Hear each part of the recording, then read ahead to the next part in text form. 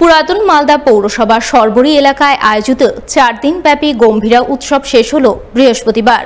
শেষ দিনে অনুষ্ঠিত হলো বড় তামাশা, যাকে কেন্দ্র করে নজরে এলো এক জমজমাট নজরকাড়া ছদ্মবেশ প্রতিযোগিতা।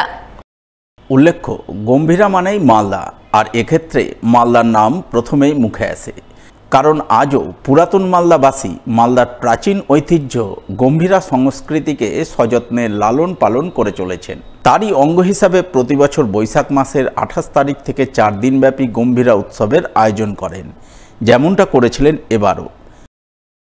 আর তার মধ্যে তোমারই অভাগা ছেলেটা বাবা, আমি কিছু বুঝে ওঠার আগে আমার মাথায় বাজ পড়েছে বাবা, আমি কিছু বুঝতে পারছি না। সামনে কতজন আল্লাহরা ঈশ্বররা বসে আছে। বৃহস্পতিবার ছিল গম্ভীরা উৎসবের শেষ দিন। শেষ দিনে বড় তামাশা অনুষ্ঠিত হয়। এই উপলক্ষে পুরাতন মালদা পৌরসভার পক্ষ থেকে ছদ্মবেশ ধারণ প্রতিযোগিতা আয়োজন করা হয়।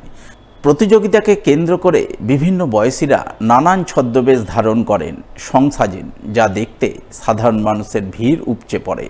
আনন্দ মুখরিত হয়ে ওঠে পুরাতন মালদার সরবরি এলাকা।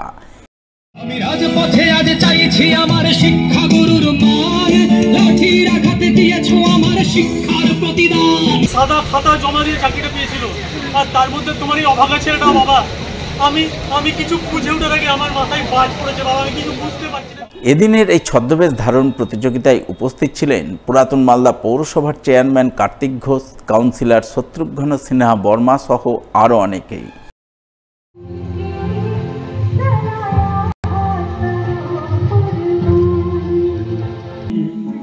मौसम की बूंदें पत्तों की गोद में आसमान से कूदे।